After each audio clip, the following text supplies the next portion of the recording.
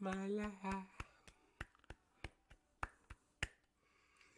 And hello, everyone, and welcome to Get a Grip with Coach Elex. I'm your host, Coach Elex, and with me, my wonderful co-host.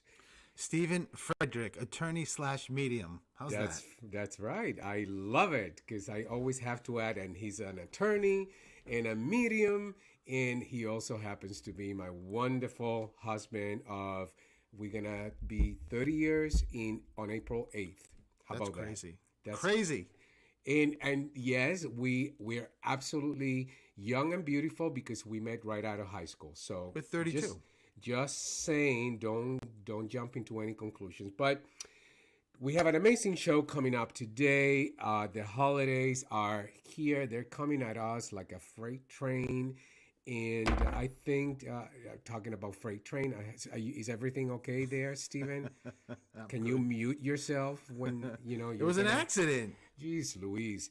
But, one of the things that many of us experience during the holidays, it's, grief and the hurt of getting through the holidays when we are grieving, when we lost somebody who is an important person in our lives. And I know that there's many people who find themselves in that position, especially now. So we're going to have an amazing conversation about grief and the holidays and how to navigate and cope with the season. And I have an amazing guest friend, Solomon, who is the founder of healgrief.org. And we're going to talk a lot more about grief and the holidays in a few minutes. But before we do that, we have a few things that we need to talk about. The first thing that comes to mind, Stephen, is Lady of the Dunes, which, by the way, I'm going to have the director, if you're listening, and you happen to be local, because this is a big deal here locally and now, of course, nationwide. But um, Lady of the Dunes, which was a documentary that Stephen took part of very recently, um, in that her identity was solved. So tell us about what's going on with that, Stephen. Well, it was the first documentary that I am featured in, and we filmed it April 2021. It came out and premiered April 2020 at various cinemas in or on the Cape, which is really exciting. And the DVD of Lady of the Dunes will be available December 31st, 2022. So you can go on, and as I posted yesterday, you can go on to oldies.com and pre-order your copy of this amazing documentary. And the fact that, when we filmed it, for almost 50 years, this was a murder in 1974. This woman was called Lady of the Dunes because she didn't have an identity. No one knew who she was, and nor did they know who the killer was. Who knew? I mean, that was the objective of this documentary, to sort of put the pressure on, or just the shine the light back on this case, to have it move forward, to resolve it. And lo and behold, it did.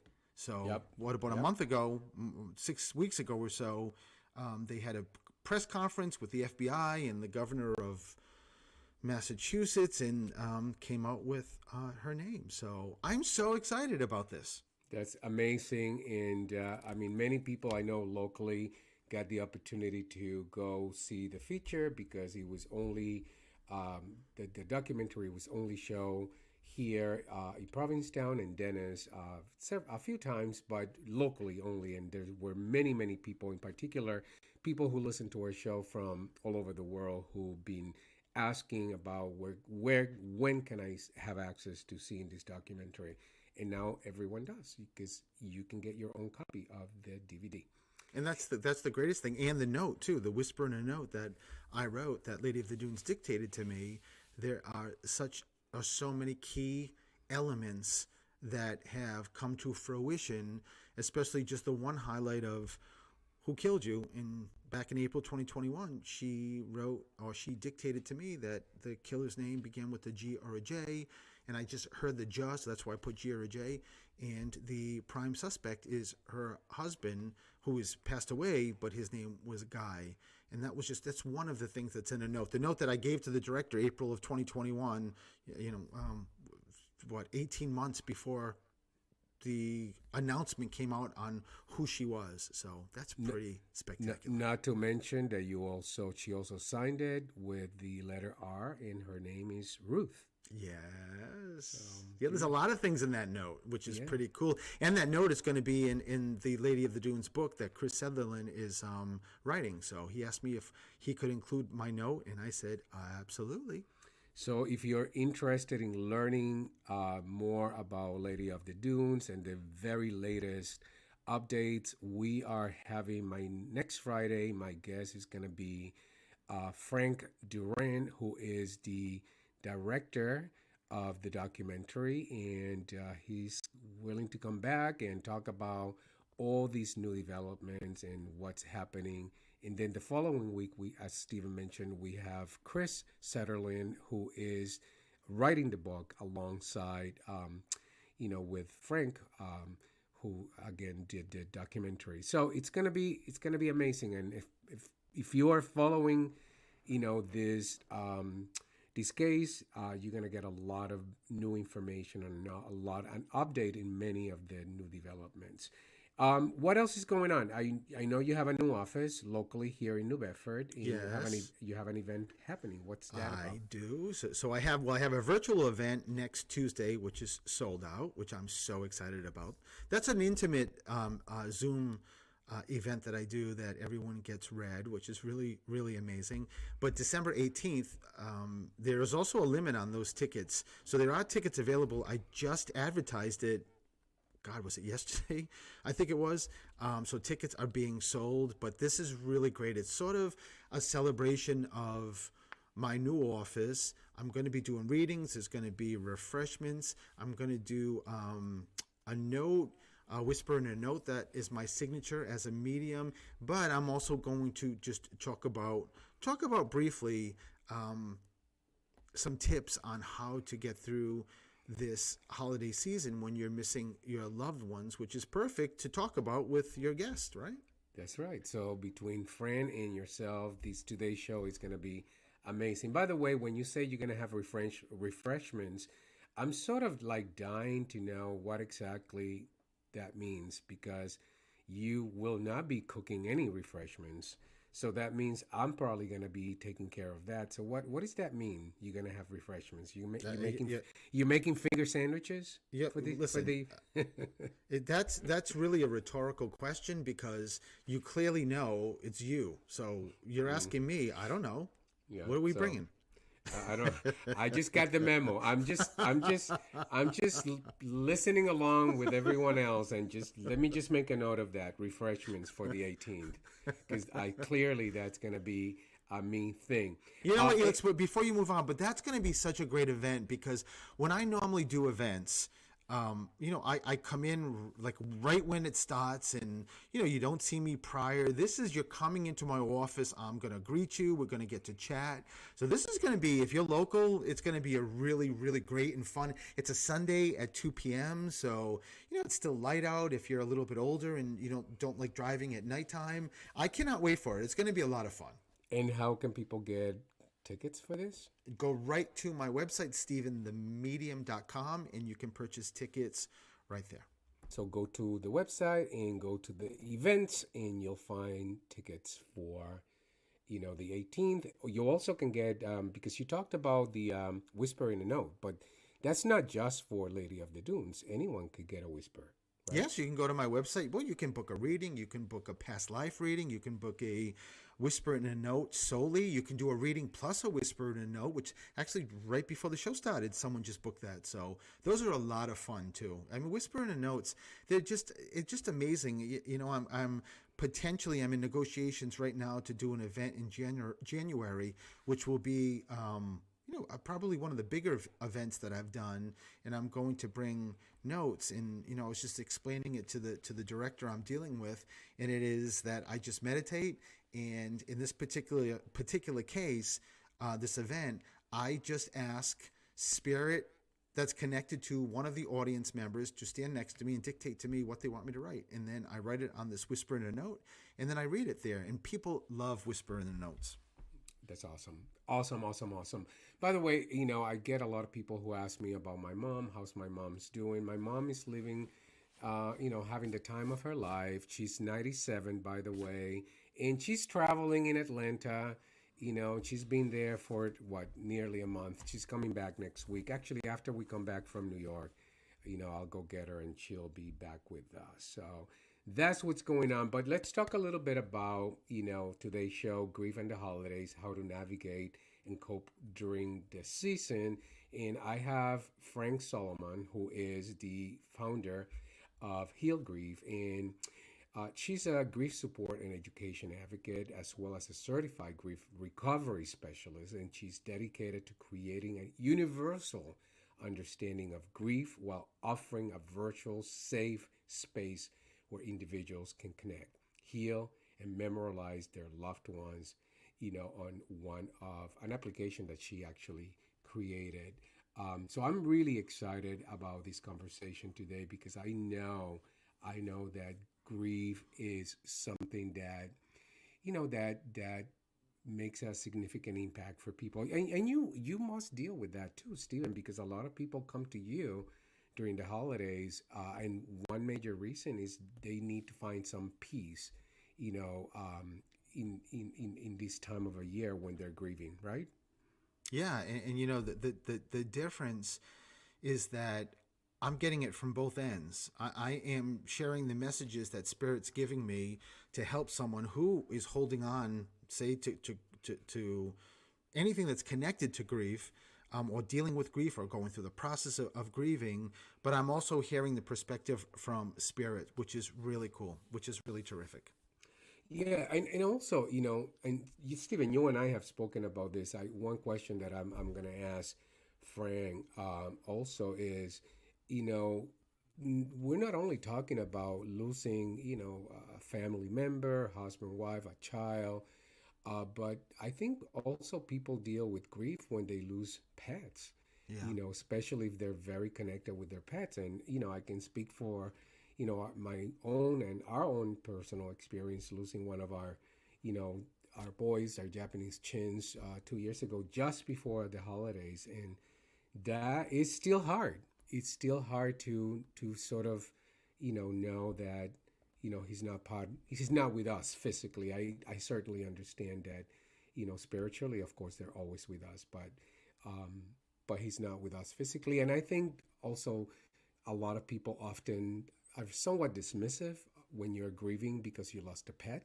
because they may say like, well, it's just a pet, but not certainly not for the person who's grieving.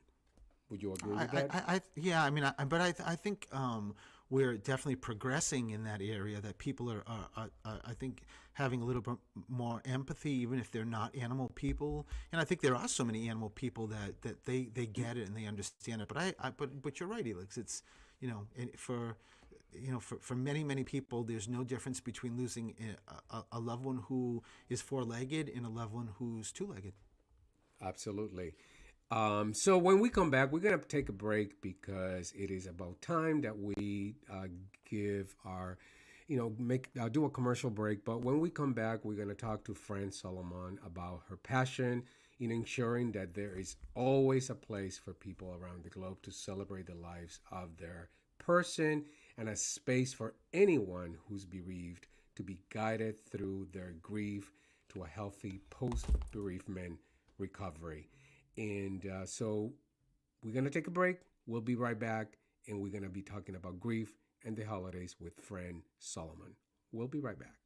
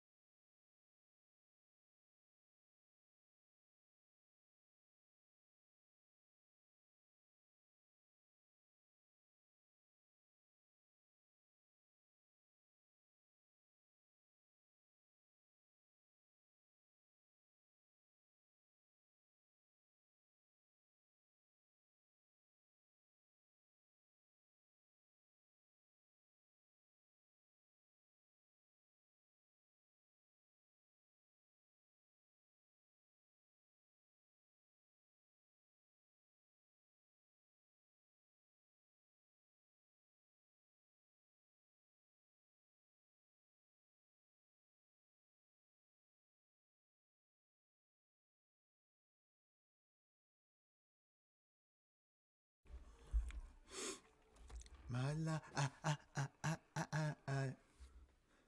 And hello, everyone, and welcome back to Get a Grip with Coach Elex. I'm your host, Coach Elex, with me, my wonderful co host, Stephen Frederick is here. Stephen Frederick, who is an attorney and a medium, and also my amazing husband. And today we are talking about grief and the holidays, how to cope, navigate with grief during the holiday season. And I have an amazing guest, Fran Solomon, who is the founder of Heal Grief. And Fran noticed a shortage of organized grief resources when her father died. The lack of support motivated her to develop a space, a website, and an application to support anyone who needs or needed to support during this painful period of time in their lives. And as waves of grief return unexpectedly, she believes that grief after death, loss, is a lifelong journey that is made easier with compassion and support from a like minded community. And isn't that right? Fran, welcome and thank you for joining us. Thank you so much. I'm thrilled to be here with you too. Thank you so much for bringing this very important subject to your listeners. And I believe it's an important subject, and this time perhaps is one of the most critical times to be talking about grief, because the holidays is a very difficult time for everyone. We all know that the holiday season is characterized by family time, joy, gratitude, happiness, but the season is also a time that brings a lot of sadness to many people. How are most people triggered during the holiday season, and how can they cope? Yeah, great question. I'd first like to offer Heal Grief's beliefs on what grief is actually about. And we take the position that grief is a natural response to a death loss. We dismiss the notion of the 5 stages of grief because we often find that people tend to go through those 5 stages and they're right back in those stages again, and they feel as though they're grieving wrong. We rather suggest, as you said, that grief is a lifelong journey. And it's how do we cope with this lifelong journey? I call it, our person always sitting on our shoulder, that sometimes just as time goes by taps us and reminds us that they're here. And we also believe the deeper the love, the deeper the grief. So when you talk about the holidays, particularly, as you eloquently mentioned, it's a time to be joyous. It's a time for family. It's a time for tradition. When someone's grieving and they're missing that component, that person, not only is grief overwhelming 365 days of that year, but particularly around the holidays when that person is missing and no longer at that table. So the question that we try to pose to our members is how do we remember, embrace, and honor our person? Just because they're not here in physical presence doesn't mean they're not here in mind, in heart, and in spirit. So how do we keep that connection going? Now, I'm sorry, because you talked about heal grief. Yeah, go ahead. No, go ahead. Ask me the question. Well, I'm sure we'll get back to it. Yeah, well, you mentioned heal grief, so I wanted to give our audience an opportunity to understand what is heal grief and what motivated you to found such a program for people who are grieving. I come out of a completely unrelated industry that has nothing to do with mental health or healthcare or bereavement care. It was I'll take a step back. In 1998, my father died. He was my first death loss, and I was very grateful to have had him for 36 years of my life. I did what I thought I was supposed to do. I grieved through the funeral, and then Sunday night, I had to prepare myself for work on Monday. I put my grief in a box. I put a bow on it. I stuck it up on a shelf, And I believed all the cliches that society presents. Time will heal, you'll get over it, death is part of life, he lived to be an old man, all those things, and checked the box on each one of them and moved on. Fast forward, I found that I would be so emotional hearing of others' imminent death, terminal illnesses, or death. And I just didn't understand it at the time. Then my daughter was born. And this beautiful life that entered mine brought me so much sadness.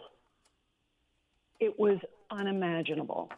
It was not postpartum depression. I was fortunate enough to have a dear friend sit with me and say, Fran, what's up? And I went through the list of all the things. I'm not sleeping, she's crying, the this, the that. And then it's usually, human nature usually suggests that the last thing you complain about is the most pressing that's bothering you. And I said, with tears just exploding, and my father's not here to see the one thing he wanted more in this world, a granddaughter. And bingo, that was my sadness. Had nothing to do with this beautiful life that came to me. It had everything to do with the absence of my father enjoying the one thing he wanted most. So fast forward, I look back in retrospect, and I have to say that was such a gift that I was privileged to have that not many people can make that connection to. Yep. If I never had the connection, the understanding that my grief was about my father, I may have had a very resentful relationship with my daughter, displacing my grief and sadness into her presence.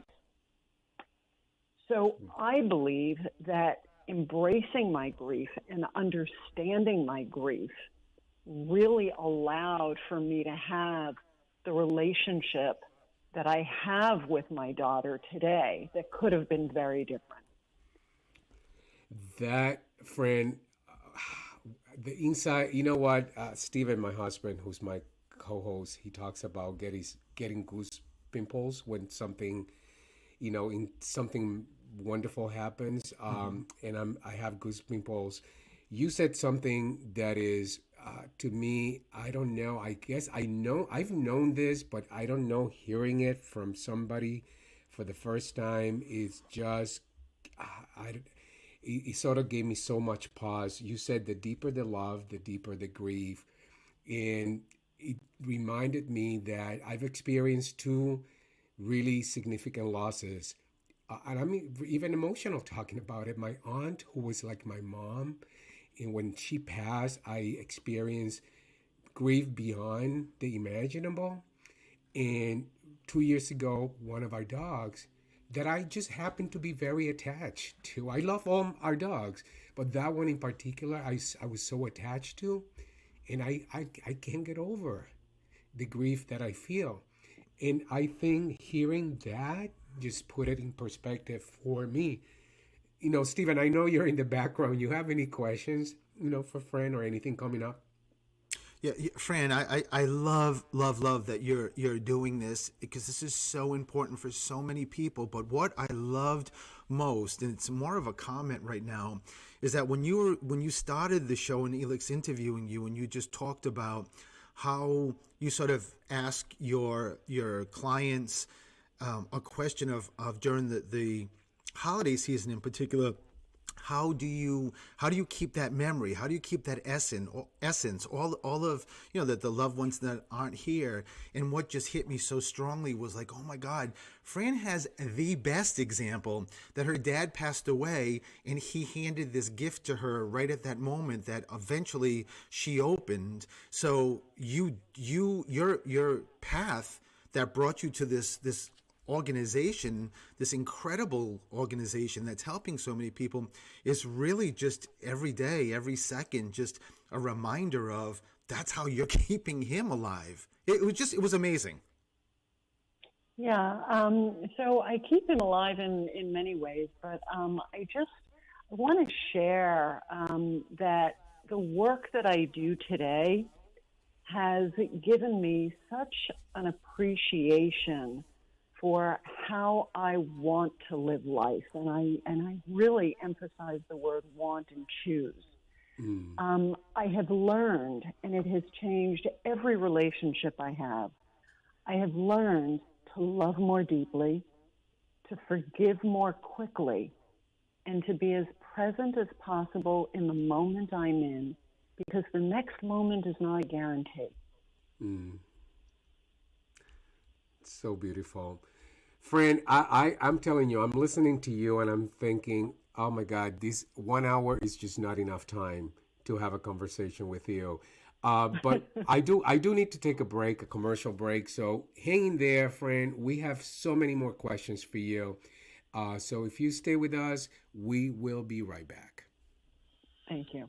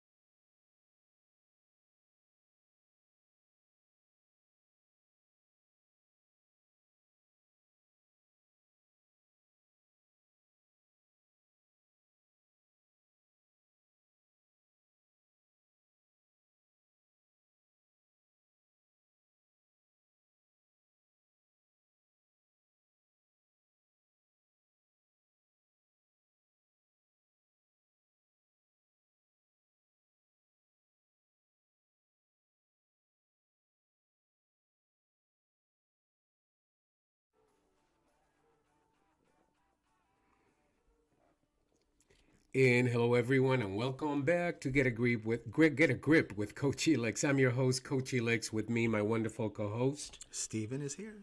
Stephen, attorney in Medium, is here, and we have an amazing guest, friend Solomon, and we're talking about grief and the holidays, how to navigate, how to cope with grief during the holiday season.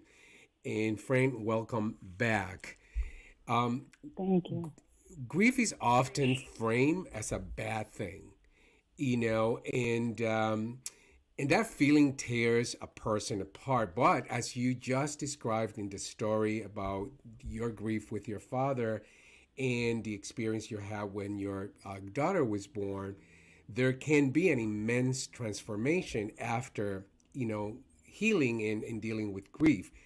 Why is there power in grieving, friend? Why is there power in grieving? Well, let me see if I can answer it this way. The old cliche says, "Be strong."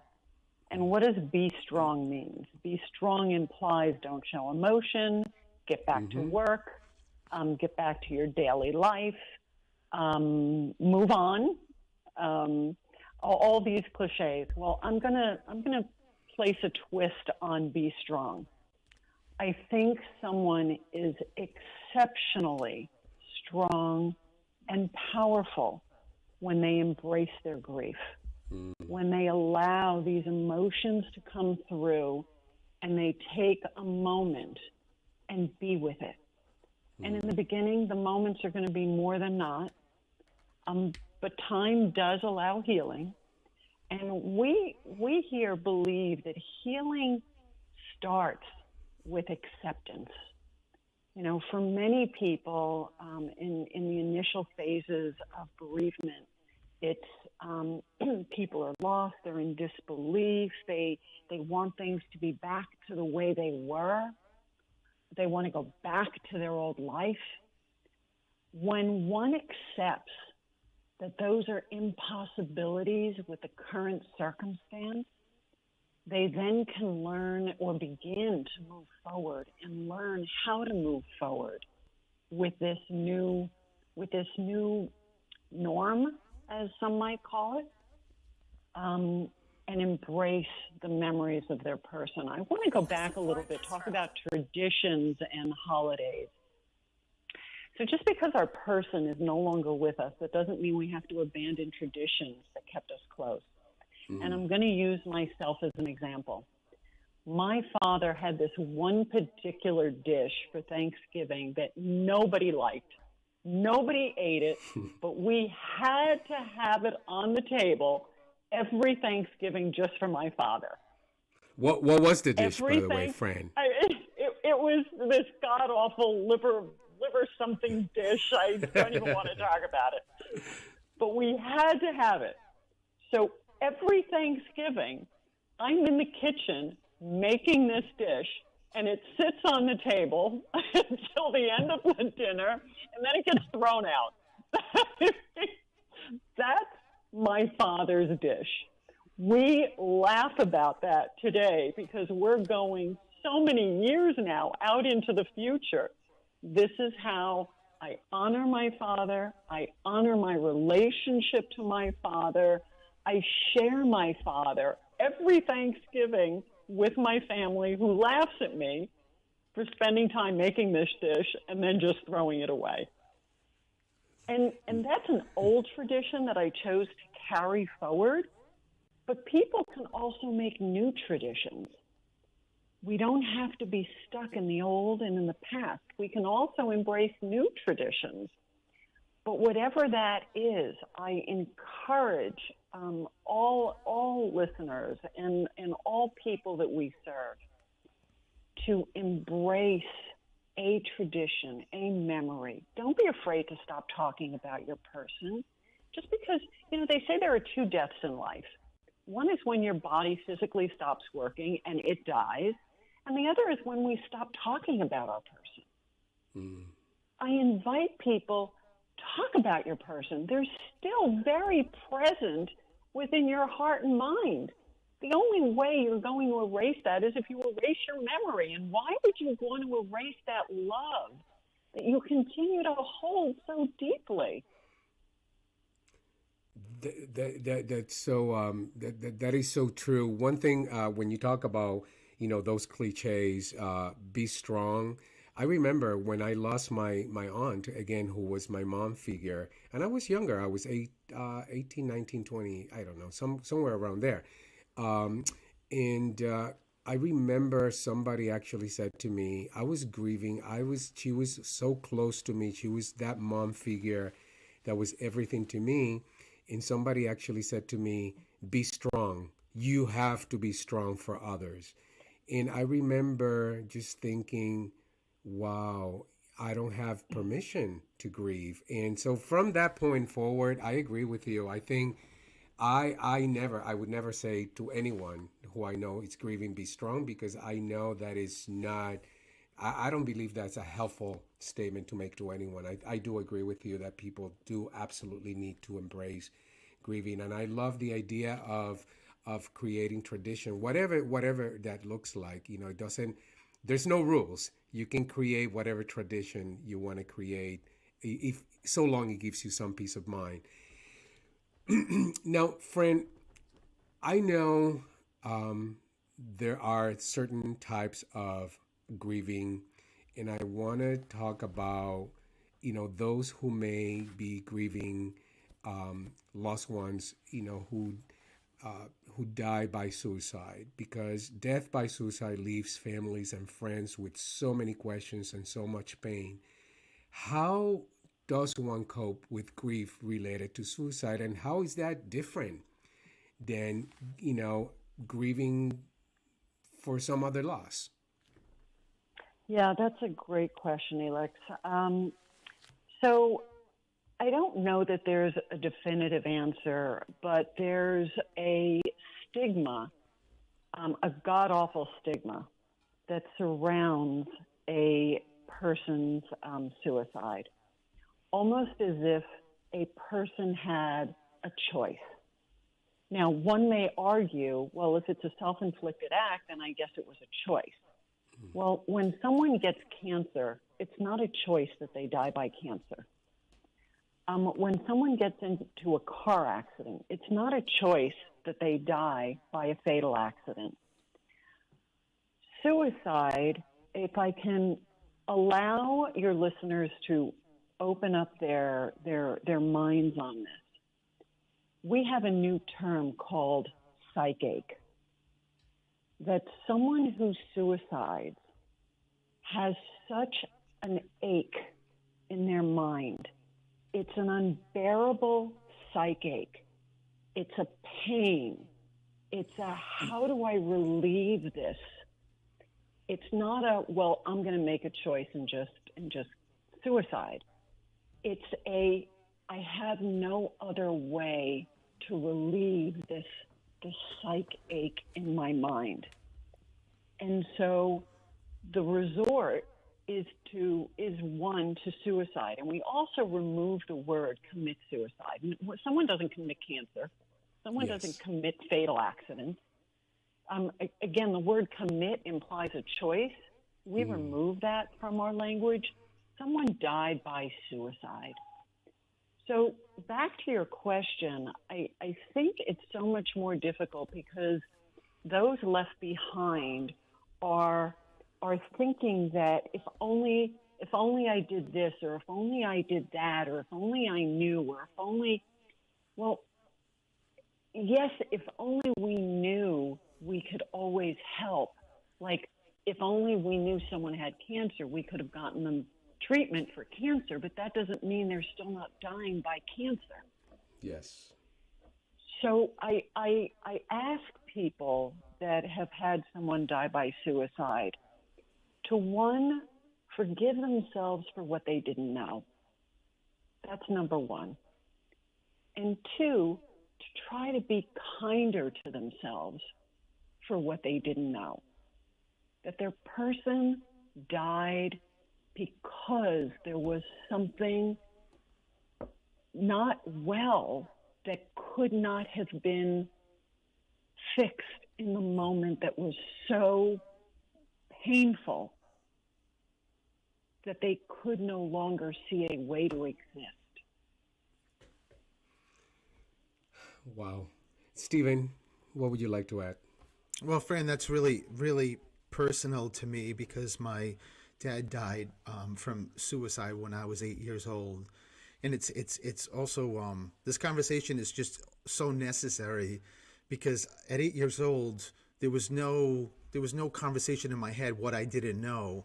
It was just more about taking it all on as it was my fault. There was something wrong with me. Even at 8 years old, I knew I was different. I don't know if I could label it I was gay. That took me a long, long time, and it's, as you mentioned, grieving is a lifelong. But it changed me as an adult, and having those tools that you're talking about were the biggest blessings that it came to me to be able to for me to keep progressing and get rid of that shame that was attached to it. Yeah, you felt responsible. Most people that know someone who close who suicide believe that they take on some responsibility in this, when in fact that's usually 9 out of 10, I would say 99.9% of the time, not the case.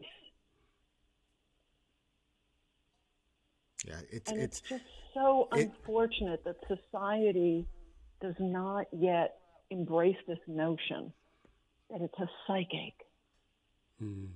even friend, when I was that age, I've had this conversation with Elix. My mom told me and my brother that I don't know if she sat us down and actually told us this, but we took her lead that people that didn't know what actually happened, the story was always he had a heart attack. So right from the get go, that shame and responsibility was sort of being laid down as a groundwork for me as I kept moving on. And as an adult, I had a best friend a best friend David, who Elix knew, in the same thing with suicide. And it was very interesting because at that point I had a different perspective. I was an adult, and I did take on exactly what you just talked about. How come I didn't see it? As his best friend, why didn't I know? Why couldn't I have done something? So it's so crucial to hear this and get that explanation. Yeah, we have so many parents that come in grieving the death of a child, and many by suicide. And they had normal evenings with their child. And the next morning, there was very very different circumstance. The child suicided, and no warning, and the only if I knew, and only if I saw, and the replaying, what did I miss? And that can be, there's so much agony in that. So that's where I just say, forgive yourself for what you didn't know, and be kind to yourself, because you probably couldn't have made a difference, maybe by a day.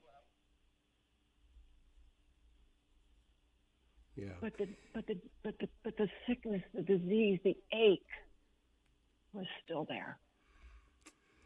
Well, friend, we want to keep talking to you, but I do need to take another commercial break. So if, please hang in there. I know we're reaching the top of the hour, but there's a few more questions that we want to talk to you about, and we'll be right back.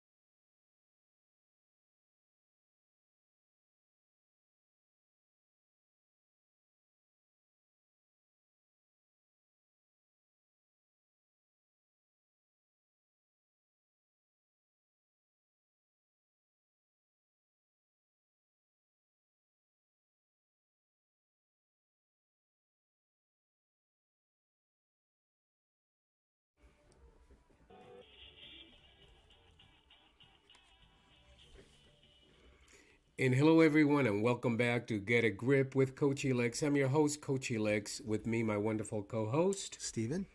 Stephen, attorney, Masek, and medium is here.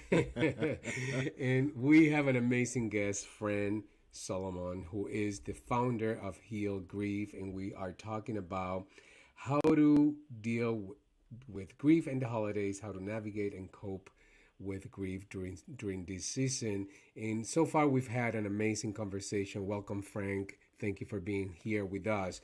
Now, we talked about you founded Heal Grief. You found it after your past that father passed away. Heal Grief offers customized programs that are age and death specific. Can you tell us a little bit more about these programs? Yeah, thank you so much. So, we try to normalize and demystify the subject and taboo about death. So, we too have a podcast video also called Let's Talk Death. And more importantly, for your listeners who may be bereaved or know someone bereaved, one of the common themes that we find from people that are grieving is that they feel alone and isolated, that nobody understands what they're feeling. So we here at Heal Grief have an app called Actively Moving Forward, short AMF, which is a social media connector for individuals who are grieving a death loss of a person in their life to be able to find others to connect with and communicate with. The app is a hybrid of text messaging and chatting. It is a notification center where we send out inspirational quotes daily. It is a posting board where you can ask questions to the community and share pictures of your person. And it is also a notification center where people can sign up for virtual support groups. We offer virtual support groups about 2 or 3 days a week. We have groups for the overall community, and then we also have groups that are specific to child loss, spousal loss, parental loss, and sibling loss. All of this, I want to say, Heal Grief truly embodies the meaning of nonprofit, are free of charge. The only fee-based program that we have are our services called One-on-One with a Heal Grief coach, which are 50-minute sessions with a professional bereavement care person. And it's all done through the app. We have listeners and users and people that come to us from all over the world. And we hope that, again, if you're listening and you're grieving, that you find a place to connect with others, be heard, and feel understood through our medium. And if for our listeners, where can they connect with you? Where is this app available? Can you share that information? Yeah, absolutely. So one could go to our Heal Grief website where you'll find a tab that says Actively Moving Forward, and you'll have all the information about the app right there you can learn about, and you can tap on the registration, or you could simply download the app. For anyone who wants to just download the app and have access to our resources that are on there, no registration is required. But to interact with the community and to participate in any of the support groups, one must register, and you can find that online or through the regular download of the app. Now, one thing that... It's Actively Moving Forward. It's called Actively Moving Forward. Okay, one thing that you do have also is a powerful virtual space for thought-provoking self-examination about life and death. You call it Before I Die Wall. Tell me about that. That, to me, sounds fascinating. Yeah, so I can't take credit for the Before I Die Wall concept. It goes to another woman who actually, in her grief, decided she was a biker. And in her grief, she found this old shack while she was biking, and she started taking chalk, and every day she would write, "Before I die, this is what I want to do." And it became the Before I Die Wall. It is now translated in so many different languages throughout the world, And we were very fortunate enough to have the the permission to create one virtually on our website. So yes, we have a tab in our Designing Your Own Goodbye section, End of Life section about our virtual world, where you can just fill in the blank. Before I die, ... Fabulous. Now, of course, in the spirit of sharing joy and holiday cheer, how can one help and be there for a person who is grieving? Just be there. People that are grieving want to talk about their person, but we hear that they often feel that it's burdensome to the listener. Make it okay.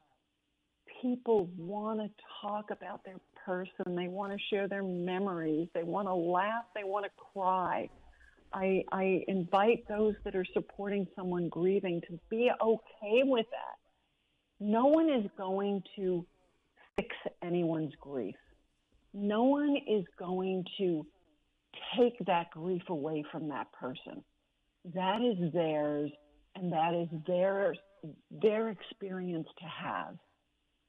But to be able to give them the opportunity and the safe space to share that is a gift. Just show up and say, tell me about Joe. Tell me about your daughter. Just share her life with me. What was it like? That is a huge gift. It sure is. Now we reached the top of the hour, Fran, of course. So, I'm super thankful that you share your time with us so open, so generously. I know this show is going to make a big difference for many, many, many individuals listening, whether they're here or anywhere in the world. Stephen, do you have any parting thoughts for Fran? No, just that, Fran, thank you. I love the fact that even sort of projecting that this is going to be part of your podcast, Elix, and just going to hit so many more people that just aren't able to listen at 1:00 on Friday. So it's definitely a blessing. Absolutely. So, by the way, today is a live show. We're in radio, public radio, but this will turn into a podcast, and it will be available anywhere where podcasts are available, and so this will reach the masses all over the world, and I think it's a very much needed subject. So again, friend, for those who are listening and who may need and want to get a hold of your program, what is the best way to reach you? healgrief.org, or download the Actively Moving Forward app. Go into the general resource section, and from there you can be led to register to be part of the community, and where you'll be able to get the support you need. Fabulous. Fran, thank you so much for being here with us, for sharing your knowledge and your insight with our listeners. We're super thankful to have you here. You're welcome. Again, this is an open invitation. You're welcome back anytime. And, we wish you an amazing, happy holiday season as well. Thank you so much. And one to you and your listeners as well. Thank you. So we've reached the top of the hour, Stephen. What do you think? This was amazing. As I mentioned, and necessary. Yeah, I think so. It's necessary because I think a lot of people find themselves really stuck during this time of the year, and they go to that place of, a lot of negativity and, self-talk that leads to, nothing good, nothing positive. And I think, Fran was able to share some really good ways to embrace grief. I can, I can get over the deeper the love, the deeper the grief.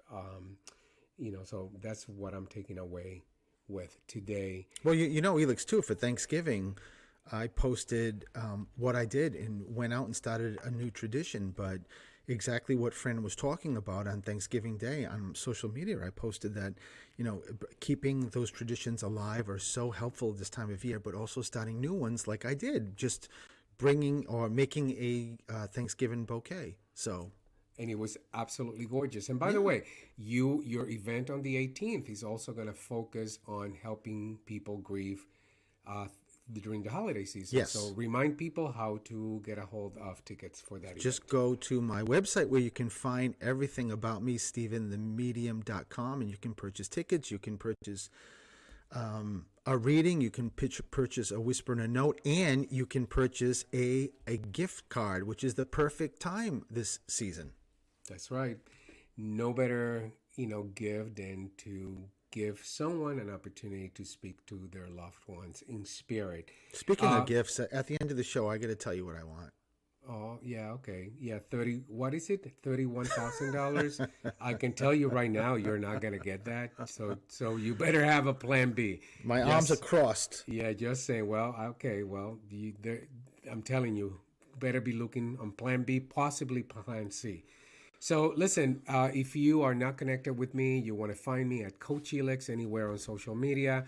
My website is coachelix.com, and be connected. And we are here every Friday, WARA 1320 AM radio at 1 p.m. Get a Grip with Coach Elix.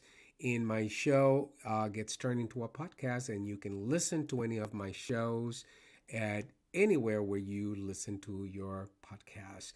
And I want to thank my producer, Mark Clark, who also has a show Wednesdays. And what's the name of your show? You're actually asking him after all these years?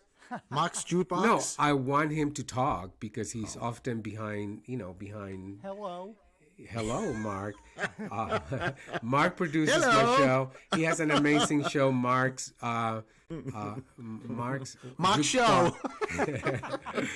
Wednesdays, excuse me, at 3, right? 3 to 5? 3 to 5, Mark's 1320 Jukebox. There you go. So listen, it's a great show. It is a great show. So listen, everyone, have a wonderful weekend. And we will be again next week with another amazing guest, Frank Duran, who is the director of The Lady of the Dunes. So Can't we're gonna wait. Talk Can't about all the updates in this case. See you then. Bye-bye, everyone. Bye.